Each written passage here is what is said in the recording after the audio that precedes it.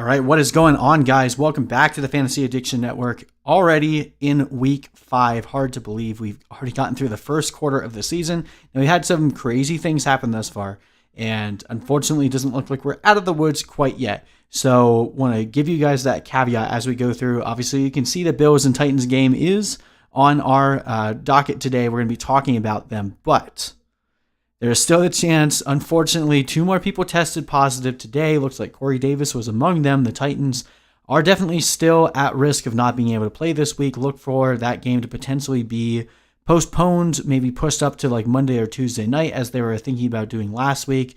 But it really seems like they've done a big disservice to the rest of the NFL in terms of not abiding by protocols that the rest of the league is abiding by. So, some more positive cases. We saw Stephon Gilmore get tested positive. Really strange things going on in New England with, star players getting tested and no one else testing positive. It's a very interesting situation going on over there in New England. No information yet as to whether that game is going to be postponed or anything. So I'm sure we'll have some more information as in the coming days. But as we typically do, we try to get this video out on Wednesday. I'm going to do my best to try to cover every possible situation, and we'll just have to go with it as things change. Got to keep your ear to the ground with the news these days. Things change all the way up until Sunday morning, sometimes even post-Sunday. So if anything else crazy comes up, always feel free to hit me up in the videos that we drop. Leave a comment, and I'll get back to you with any question that you have. That being said, let's go through what is currently projected to be the Sunday morning games. But as always, we will start with the Thursday night football game between the Tampa Bay Buccaneers and the Chicago Bears. Now, Brady came alive on Sunday going against the Los Angeles Chargers and was able to put up a 5-touchdown performance. Now, going against the Bears, a stronger defensive play on this one, and an offense that we were hoping would be rejuvenated by Nick Foles, but definitely didn't show that on Sunday against the Indianapolis Colts. The Colts might just have a really good defense as well, so definitely have to keep that in mind. In terms of where these guys rank out defensively, though, both the Bucs and the Bears, very good at slowing down the quarterback, average against the run. I mean, these defenses are pretty similar in terms of where they're standing right now for fantasy points allowed. Bears are a little bit lighter against tight ends than the Buccaneers are. The Buccaneers are, arguably about the same everywhere else. So this is a 44.5 point over-under, so Vegas is a little bit hesitant to call this one a shootout. Even though, Brady throwing up 5 touchdowns against a tough defense in LA, definitely could still go that route. We've seen some Thursday night games go a bit more games hitting the over right now. So with that being said, I'm not as hesitant considering these defenses as some people might be, but it is something we want to consider. So right now, the Buccaneers are favored to win by 3.5, giving us an implied points about 24 to 21-ish for the Bears.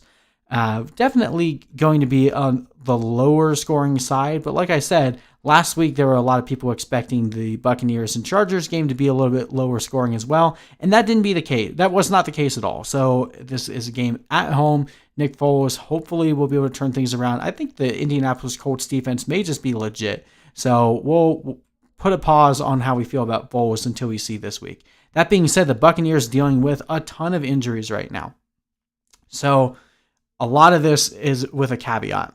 So we already know that Leonard Fournette is likely out. LaShawn McCoy is out. So that means Ronald Jones is going to be fired up as the leading running back again. Now, Keyshawn Vaughn is a name that you should look to your waiver wire and add right now, especially in PPR leagues. He's going to be the number 2 back there. And with both McCoy and Fournette out, we could see Vaughn used in the third down role. He could end up getting more targets. We saw Ronald Jones just dead drop 3 passes on Sunday.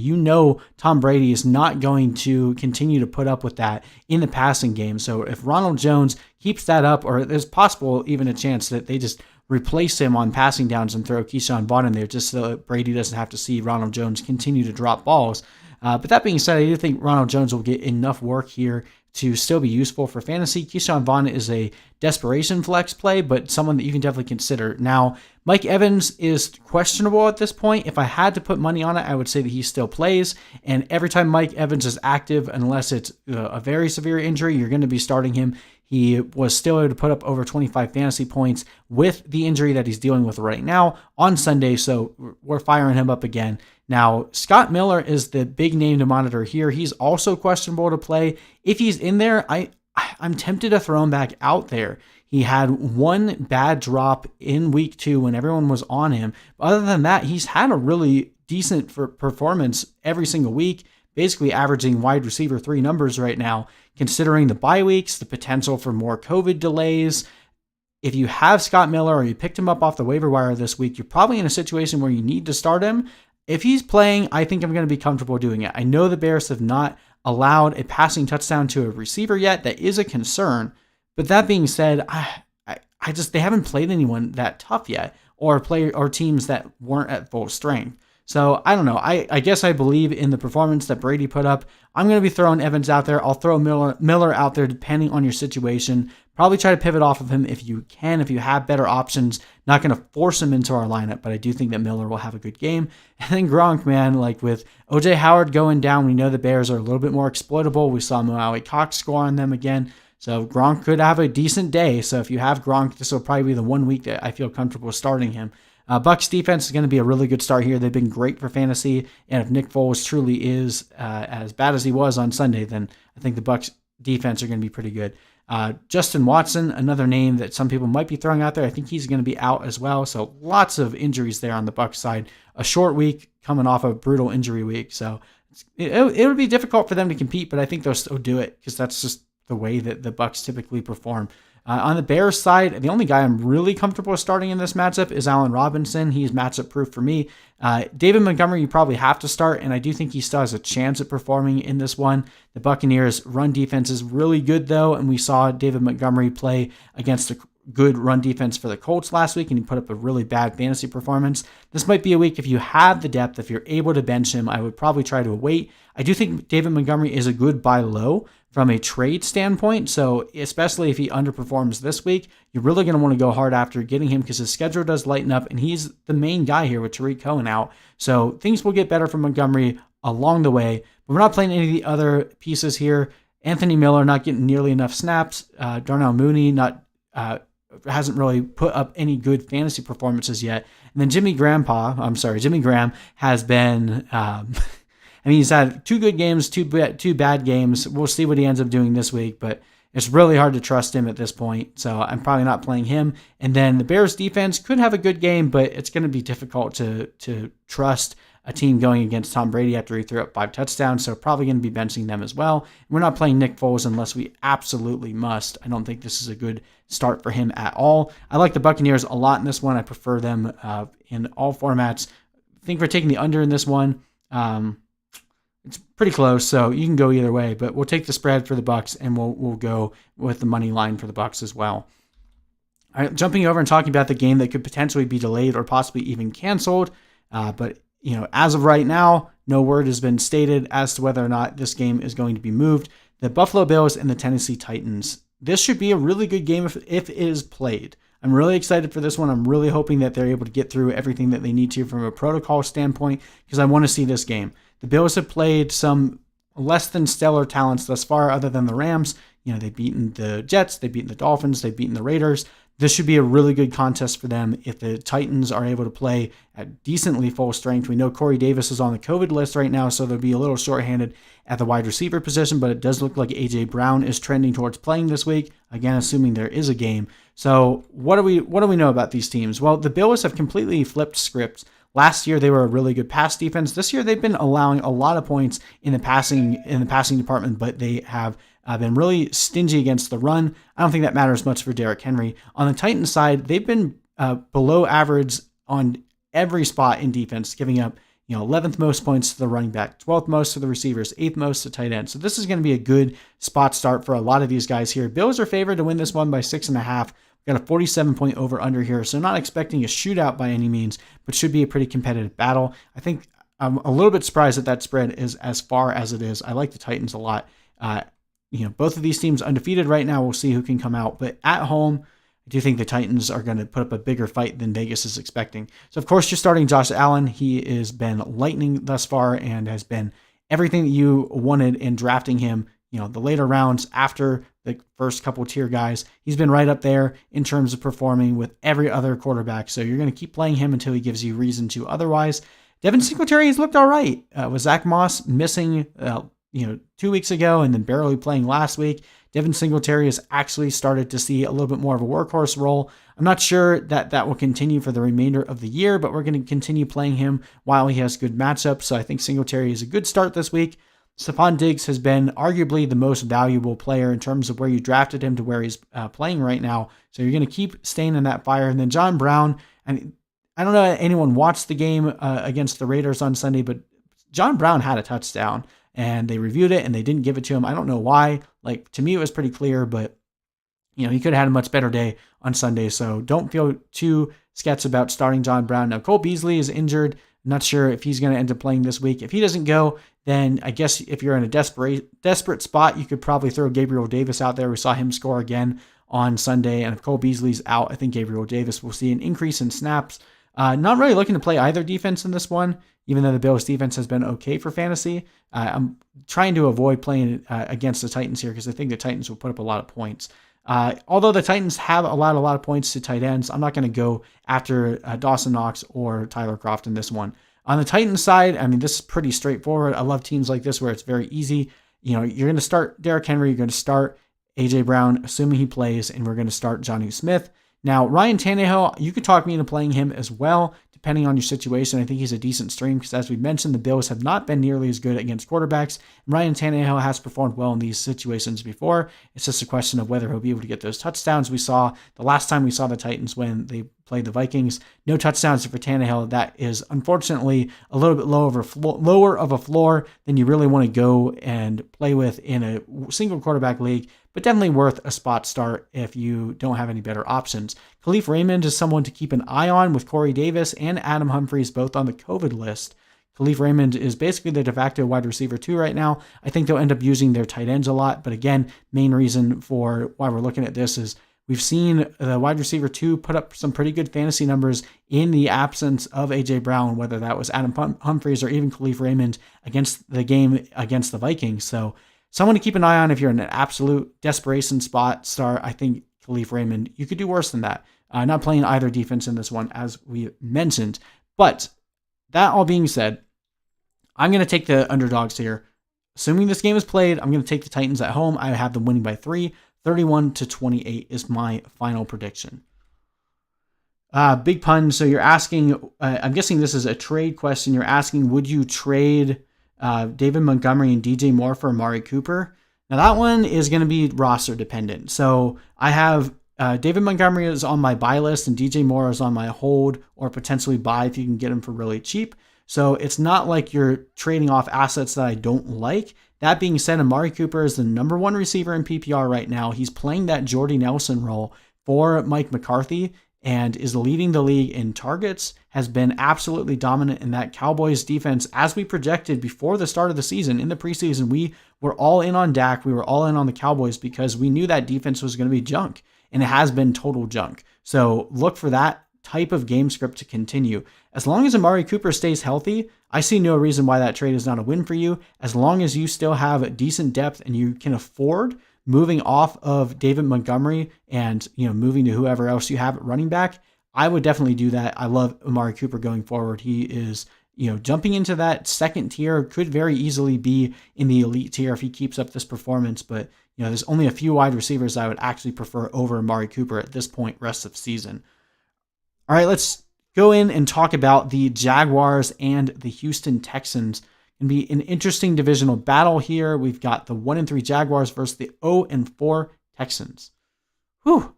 What a slobber knocker we're going to have here. But should be a good game for fantasy. Very high over-under in this one. 64.5 over-under. I believe that's the second highest on the week. Texans are favored to win this one by 6. And, I understand the thought process for why this would be a shootout. I think there's definitely the chance for this one to disappoint. We've seen the Texans underperform in matchups like this in the past, and the Jaguars have also had their misgivings. But with DJ Chark back, Gardner Minshew definitely looked a lot more like himself from the first couple weeks. Week 3 may have just been the anomaly. So the Jaguars coming in here, only really good in terms of fantasy production. They've been good at slowing down receivers. They've been terrible elsewhere. And then on the Texans side, they've been pretty bad against the running backs as well. and average on every other spot. But this should be a pretty high-scoring game. I like a lot of the main options here. On the Jaguars side, I think Gardner Minshew is also another good spot start. I know it's going to be very hard to go back to him after he dudded you so badly in week 3. But again, he did really good last week in week 4. And at this point, he's given us 3 good games and 1 bad game. Against the Texans, I do think this will be a higher scoring game. Let's go with Gardner Minshew here. I think he's a good streamer for you. James Robinson has been the absolute best waiver pickup on the entire year, continuing to dominate, still a running back 1, and will continue to be so as long as he's getting the usage and looking the way that he does. He's been tremendous for fantasy football. So you're going to keep rolling out James Robinson. Not many people I bench over him. He's a top 10 play this week.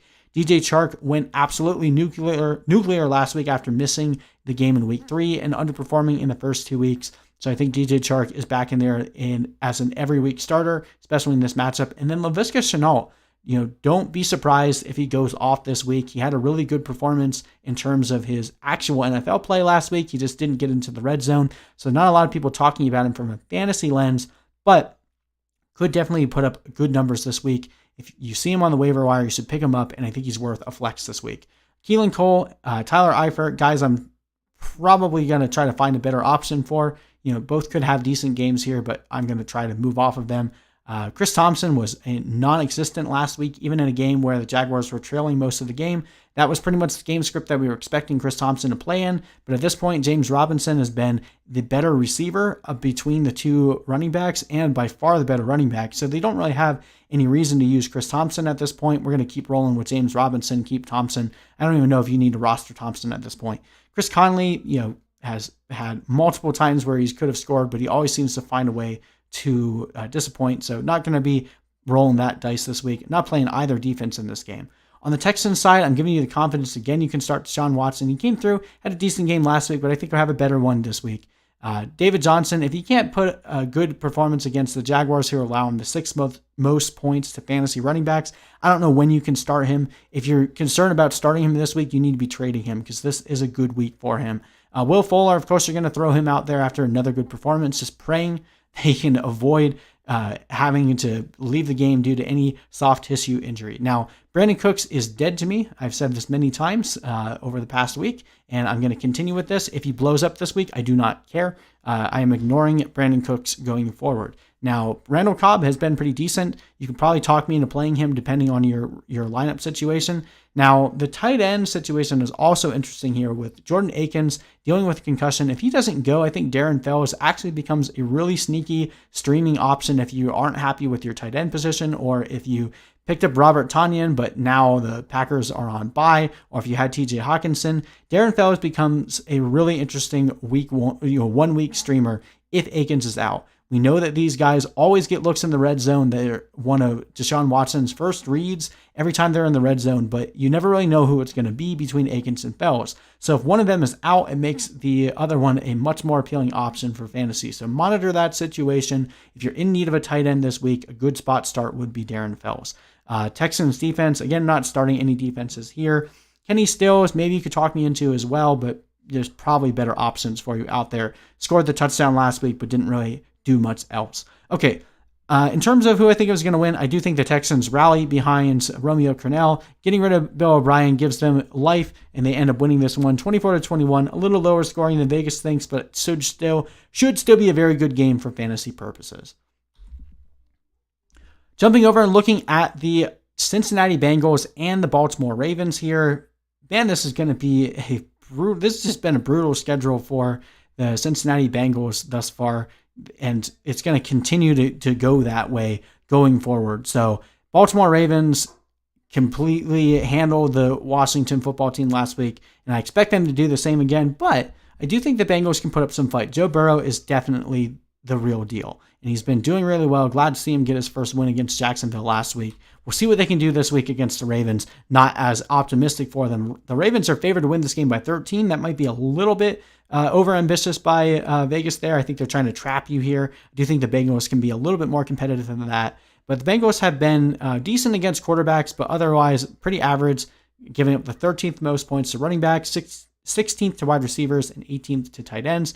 Whereas the Ravens have actually not been that great at stopping the quarterback, which is pretty interesting considering the way their defense is played. But I think a lot of that is being buoyed by the fact that Patrick Mahomes just went completely nuclear against them. So probably take that with a grain of salt. They've been good at stopping the run, decent at stopping receivers, and average or below average against stopping tight ends. But again, a lot of that coming from a couple of games there. Tight ends are obviously very interesting. We're not playing Drew Sample, even though the Ravens are number 11. In terms of who we're starting in this one, I want to start Joe Burrow, but I'm hesitant. If this game turns into a complete routing, he could throw multiple picks. We could see a situation where he's just getting sacked the entire game. So probably going to try to avoid Burrow unless you don't have any better options here. I think he's ranked like just outside my top 12, so there's probably a better option out there. But overall, not bad play, just someone I'm going to try to avoid if I can. You can't bench Joe Mixon anymore at this point. If you ever were thinking about doing so, we never told you to do that because we knew the kind of game that he had last Sunday was always in his range of outcomes, and it always will be because he's a really good running back, just playing behind a bad offensive line and a team that can get behind very quickly and have to game script him out a little bit.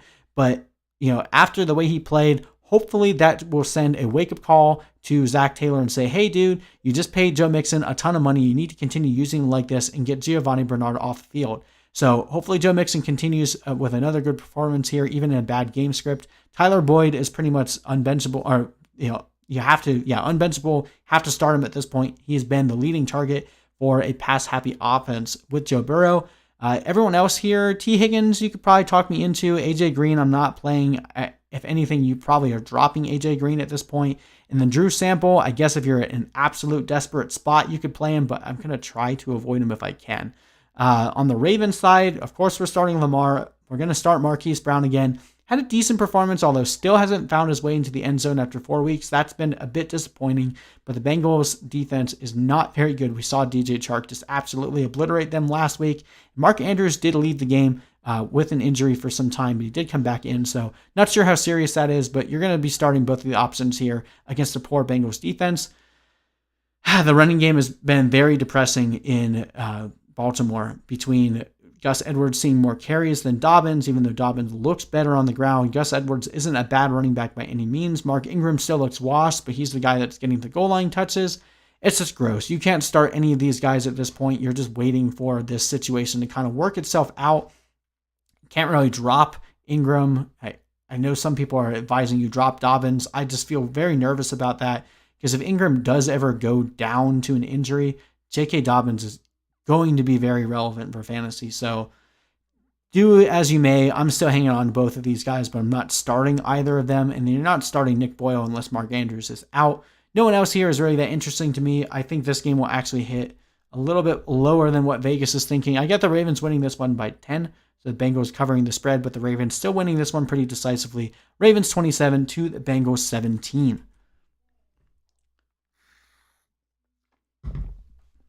All right, so this should be a fun divisional battle here between the Carolina Panthers and the Atlanta Falcons. Atlanta Falcons 0-4. Carolina Panthers on a 2-game winning streak with Teddy Bridgewater 2-2. Appears that all they needed to do to start winning was to let Christian McCaffrey go on IR. Who knew? It has nothing to do with that. It's just been the matchups. But that being said, 54-point over-under in this one. Vegas is expecting a barn burner, and I agree with them. The Falcons' defense has been probably, at least in terms of the amount of fantasy points they've allowed, in total, the worst. They've given up the most points to quarterbacks and tight ends. They've given up the 10th most points to running backs and wide receivers. On the Panthers side, they've actually been pretty good on every spot except for the running backs. But I still feel like that is a bit skewed just based on the matchups that they've had thus far. This should be a better game to see how good their defense actually is. Going into this season, we are expecting them to have one of the worst secondaries. They've definitely overperformed from where we've expected them. We'll see how good they are this week when they play against Matt Ryan. Now, at this point, it's looking like Julio Jones is probably going to be out, probably going to rest another week on that hamstring, but I would venture to guess everyone else plays here, including Calvin Ridley. Hopefully you can get over the fact that he gave you a goose egg on Monday because he's going to go off against the Panthers this week. And in terms of who we're starting, pretty much everyone. We can play Teddy Bridgewater this week. Hey, if you need a spot start playing against the defense that allows the most points to fantasy quarterbacks, Teddy Bridgewater is a good stream. Mike Davis with Reggie Bonifant now on IR. Mike Davis has been a running back one ever since Christian McCaffrey went out, and it looks like he's going to continue to do that heading into this week, so you're playing him.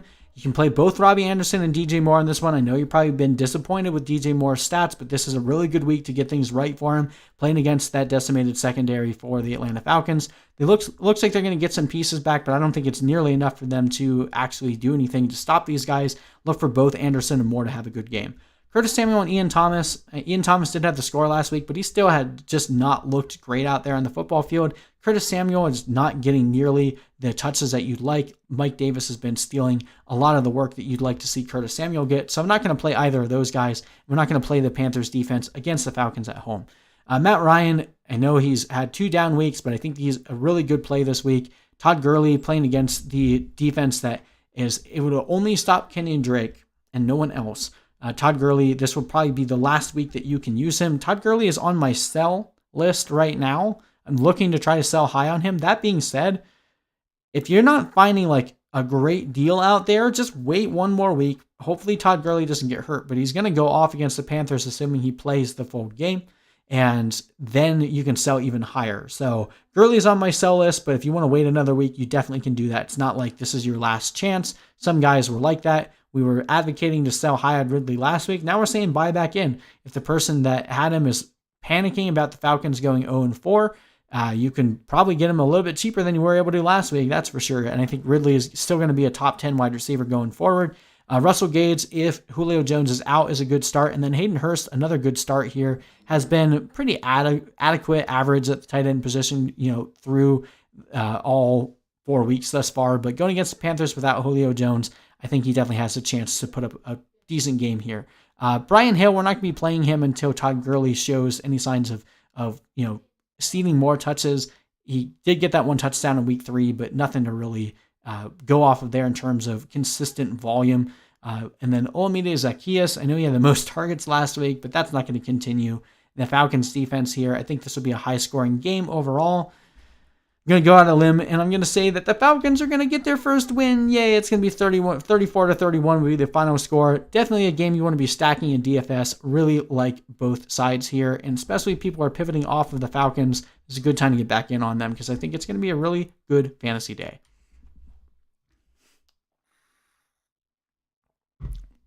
All right, this is going to be a fun one to talk about. We got the Las Vegas Raiders versus the Kansas City Chiefs. Hard to believe how easy the Kansas City Chiefs schedule is going forward. I mean, there's a chance they just go 16-0, guys. Like, no hyperbole there. So playing the Raiders, I feel like there's a mistake in the Vegas line right now. The over/under is 65. I don't understand how that's even remotely a thing. It's probably going to get adjusted, but as it stands right now, that is insane. Hammer the under. I do like the Chiefs a lot. They're going to put up a lot of points, but there's no way if this game goes over 65 points, I don't know, like someone comment what you want me to do. Like, you want me to douse myself in water? You want me to chug a gallon of milk? I don't know. There's no way this game is going over 65. So if you want to make some money, bet the under on that. But my guess is they'll get this adjusted. It may have already done so. In terms of the spread, the Chiefs are favored to win this by 13. I like that. Raiders are giving up the most fantasy points to running backs. They're even worse than the Panthers, so this is going to be a great game to start Clyde Edwards-Helaire. If you've been disappointed, I don't know why. He's still been pretty solid, even though he hasn't blown up yet. This could be his 40-point game. The Raiders have been decent everywhere else at slowing down quarterback, receiver, tight end, but we saw they couldn't do anything to stop Josh Allen last week, so there's no way they're going to do anything to stop Patrick Mahomes this week. The Chiefs' defense has actually been really good. They've been average against running backs, but great everywhere else. They're the best team at slowing down opposing receivers. So going to be really hard to trust many players on the Raiders side here. Again, especially because we're not expecting this to be as competitive as Vegas seems to think it will be. On the Raiders side, we're starting Jacobson Waller. I mean, that's pretty much it. I'm not starting Derek Carr. You could talk me into Hunter Renfrow if you're in a desperate spot or you have a deeper league. Seeing enough targets there to at least be a decent spot in a PPR league. Henry Ruggs looks like he might be back this week, but I don't really know that you could trust him coming off of that injury. Not playing Nelson Aguilar, even though he keeps scoring touchdowns. That is a difficult thing to predict, and without that, he would be completely useless in terms of fantasy production. Zay Jones, Jason Witten, Foster Moreau, we're just not going to play him against the Chiefs here. The Chiefs were able to really slow down a lot of the teams that they played thus far. We saw them completely shut the Ravens offense down. So can the Raiders do better than the Ravens? I'm not sure. Okay, so let's look at the Chiefs side. This is pretty easy. Of course, you're starting Mahomes, you're starting Clyde Edwards-Helaire, you're starting Hill, Kelsey, and the Chiefs defense in this one. Watkins and Hardman become the only real interesting names here because Hardman has scored 2 weeks in a row. Watkins has been involved, but he hasn't been that good. Both of them are decent flex starts if you need to, if you're in a deeper league or you're just devastated by injuries or bye weeks or both. More COVID games happen, but they're not guys I'm trying to force in my lineup.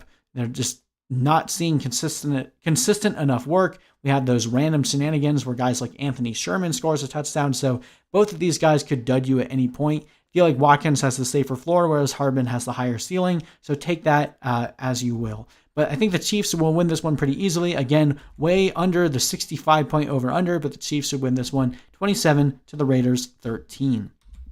I got a question here. Should I trade away Amari Cooper for Julio? I would not do that.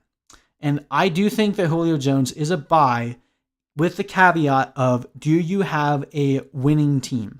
If you are a 4-0 team or a 3-1 team, and you probably at that point you have a pretty good roster, maybe you have a good enough depth, then buying Julio right now, I don't believe that Julio is washed. This hamstring injury has been a bummer. We've seen a lot of people deal with hamstring injuries, and obviously being 31, it's taken him a little bit longer to recover from that hamstring than we'd like to see. He'll probably sit out this week, maybe even the next week. But at some point, Julio will be back, and you will want Julio into your lineup. That being said, Amari Cooper is leading the NFL in targets right now, is the number 1 receiver in PPR, and as long as he stays healthy, I don't see why he doesn't stay up in that top 5. So I think trading Julio for Amari Cooper is banking a little bit too much on what you're hoping for Julio to get back to, or just fear that Amari Cooper can't sustain this. So overall, I would not do that unless you're getting something along with Julio Jones that will at least soften that blow. And then you also asked, should I trade Amari Cooper and Mike Davis for Derrick Henry? I have Deontay Johnson on the bench. Well, I am in favor of trading away Mike Davis if you have a better spot start. So like if you're saying that you're going to be playing Deontay Johnson over Mike Davis, I'm fine with that. Trading Amari Cooper for Derrick Henry is more of a roster question. Like, what do your other running backs look like? Do you need another running back right now? If you're fine at running back and you're going to be hurting at receiver, I mean, Amari Cooper and Derrick Henry at this point, like if we redrafted today, I think that they would go pretty close to each other. They'd both be first-round picks. So I'm not trying to move off of Amari Cooper just because he had a good game. Again, he's leading the league in targets right now, and that's really important to note with a team that is constantly throwing the ball and will have to continue doing so because their defense is just straight garbage. So I'm not trying to sell high on Amari Cooper, I guess is the point I'm trying to make. If you need running backs, then I would definitely do that then. So if you're using Josh Kelly and Mike Davis as your RBs, I mean, just try to see if you can trade Amari Cooper for Derrick Henry straight up and keep Mike Davis for another week because no guarantee Josh Kelly has a good game this week either. So that's my piece on that. You know, straight up between Amari Cooper and Derrick Henry, I have them valued pretty much the same. Derrick Henry is still a little bit higher. So maybe you can end up, doing something else than trading away Mike Davis. Even though Mike Davis will only be useful for another week or two, he can help get you a win. So I will try to avoid trading him unless it's to the Christian McCaffrey owner. All right, let's talk about this game because I don't understand people's panic right now. People are freaking out over the Cardinals. They've made some mistakes. Kyler Murray had that 3-interception game, and then they played poorly against the Panthers.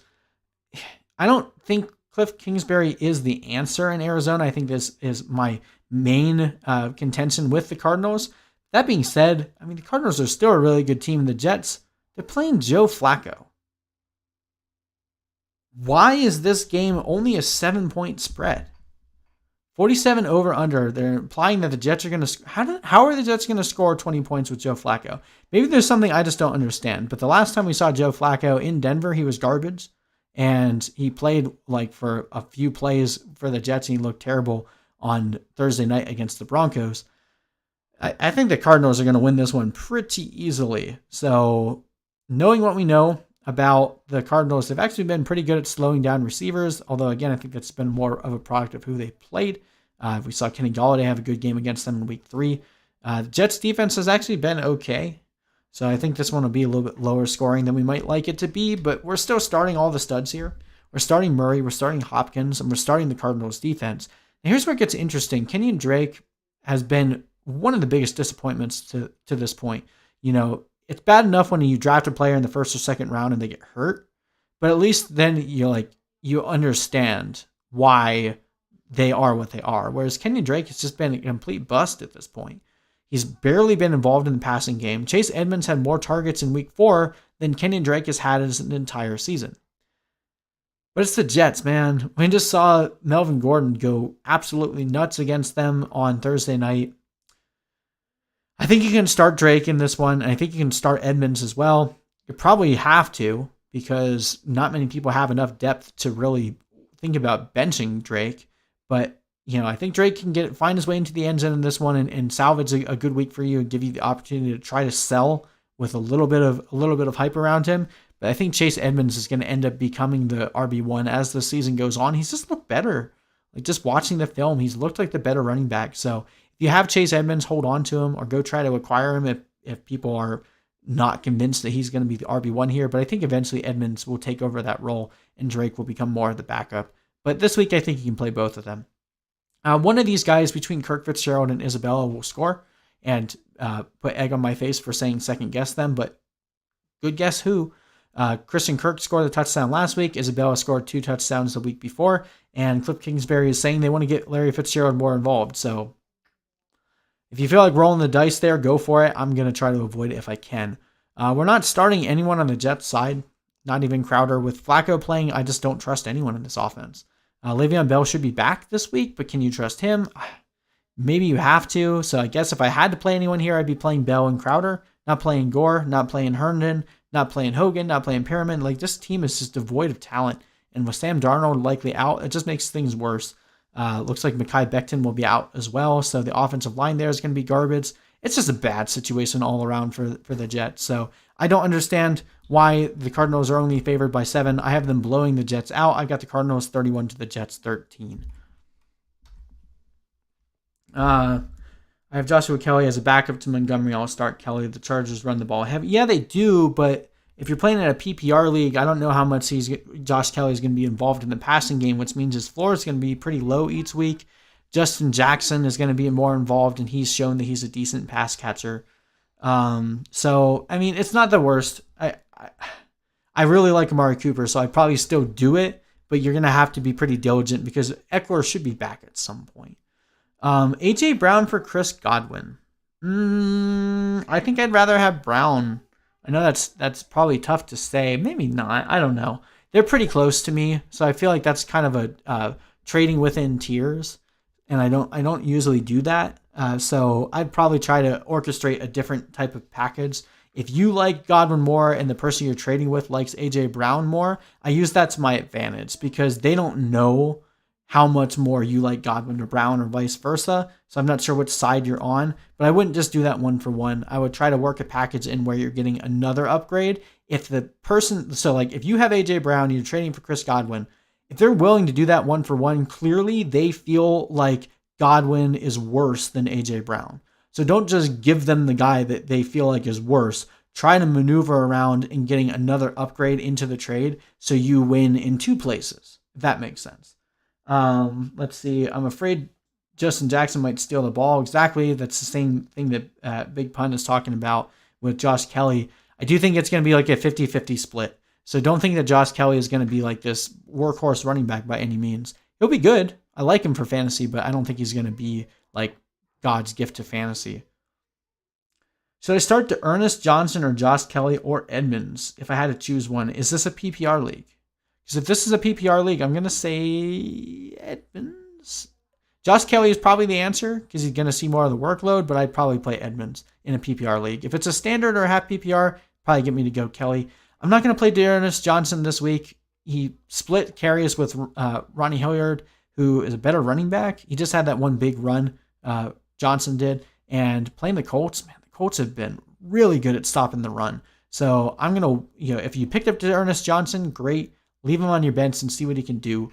But this is not a good week to be throwing players out against the Colts. So you're saying that's PPR. I'd probably go with Edmonds.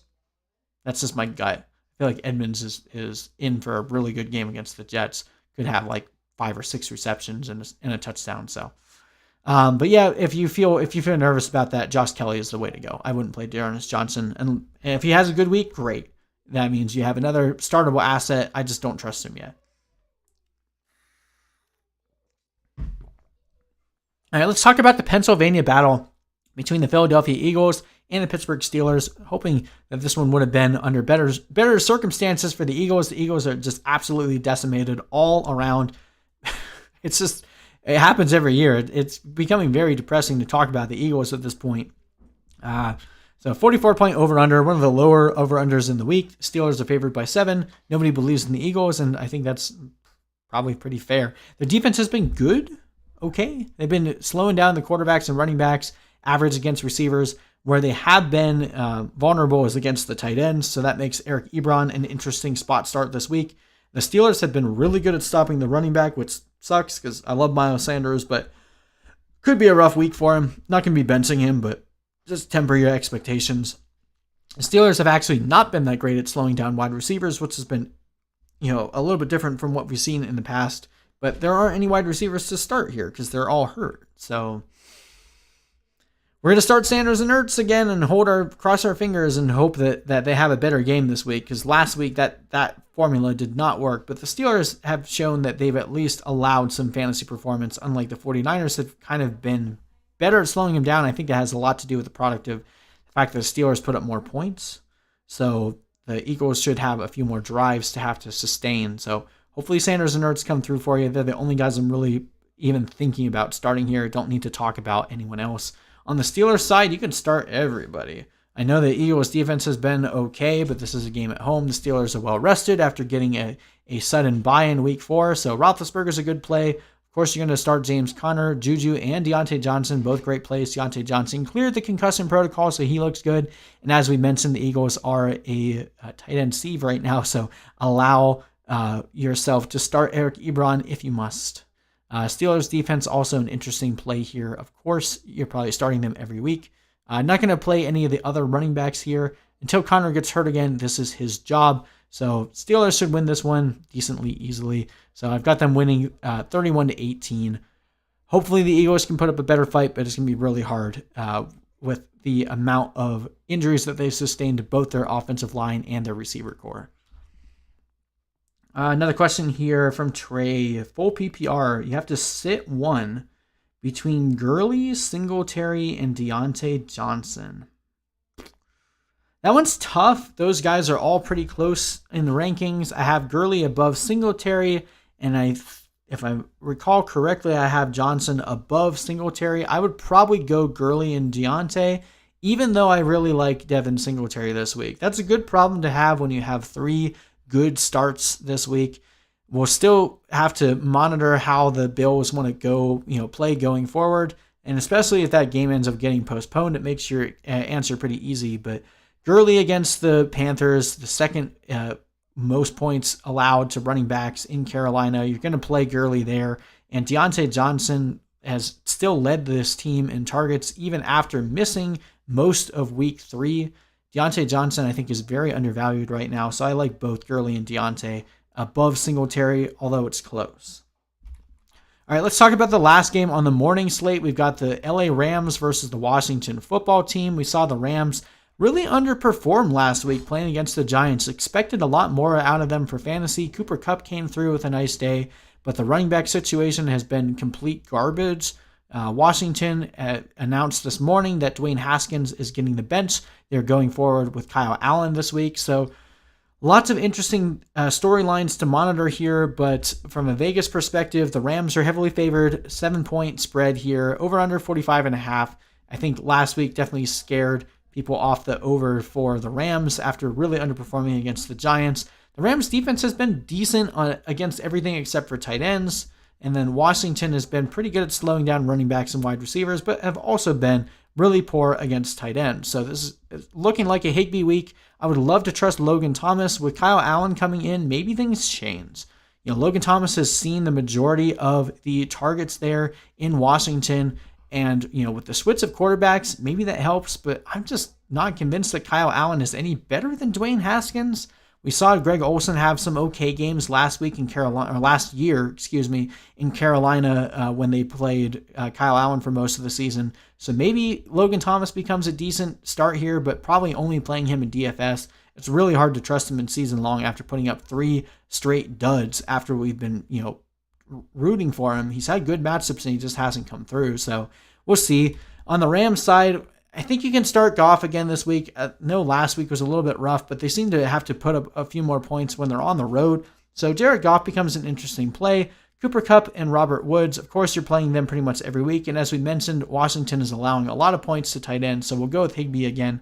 The Rams defense, another good play here. I don't trust Kyle Allen at all. He fumbled the ball a ton and threw tons of picks last year, so should be a good week for the Rams defense in fantasy. On the running back side, man, this is a massive headache. So Darrell Henderson looked great for 2 weeks in a row, and then Malcolm Brown comes out and gets the majority of the carries, and he looks like garbage. So I don't really understand the shenanigans that McVay is playing right now. But you can't really trust any of these guys. Akers looks like he's going to be back this week, so he could end up being the guy. If Akers is back, I'm not touching Brown. If Akers is not there, maybe you could flex either Henderson or Brown if you have one or the other. But once Akers is back, you really just have to wait and see how this backfield unfolds itself. I think long-term Akers is still the guy, but it could be a long way away from that. So try to avoid this situation if you can. If you had to go with one, I guess Henderson is the play. I still think he's more talented than Malcolm Brown, and Akers could be eased back in due to that injury. Malcolm Brown, it doesn't make sense that they're using him. He's not very elusive by any means, but we'll see. We're not playing any of the other receiving options here. On the Washington side, this one's pretty easy. You're going to start Antonio Gibson, and we're going to start Terry McLaurin. Now, for those of you that are afraid of Kyle Allen, you should be, but do remember that Kyle Allen was able to at least sustain a wide receiver one season for DJ Moore for the time that he played there. So Terry McLaurin has been matchup proof up to this point. I think that he'll still have another decent game here. Might have to temper your expectations a little bit just in case Kyle Allen is really bad, but I do think McLaurin is still a good start. We've already talked a bunch about Logan Thomas. It's really hard to trust him, but with the switching quarterbacks, it could end up being a good thing for Logan Thomas. So if you're in desperate need for a tight end, Logan Thomas, you could do worse than throwing him in there for a 1 week start. Washington defense, probably not going to play it here. I know Jared Goff is prone to making some mistakes, but I think the Rams will score a lot of points in this one. I don't see them being a top tier play, and we're not playing anyone else on Washington's side, so this one's pretty easy. I have the Rams winning this one 24-12. And that is it, guys, for the early game slate. We'll be back tomorrow talking the Sunday afternoon and night games, the Monday night games, and update you with any new information due to all the COVID stuff that's happening across the league right now. Praying that the Titans play this week. I really don't want to have to bench Derrick Henry and A.J. Brown this week. I think they could go off against the Buffalo Bills. And, of course, you don't want to bench your Bills this week. So hopefully that they find a way to get that situation taken care of. Obviously, we want the players to be safe. We don't want them to do anything that will jeopardize the risk of any of the players or the coaching staff or any of the organizations there. So hopefully they can get that all squared away and we'll still be able to see the Bills and Titans play. If I had to guess right now, we'll probably see that game on Monday or Tuesday night. And if there's any more positive cases in the next couple of days, probably not looking good. So we'll see how it goes. We'll keep you guys posted on that. But thank you guys so much for joining us. I really do appreciate it. Hit that like, hit that I can't talk, but hit that like and subscribe button for me. And we'll see you guys in the next stream. And just remember, no matter what anyone says, this addiction is worth having, and don't let them shame you for it. It's a good addiction to have. We'll see you guys in the next video.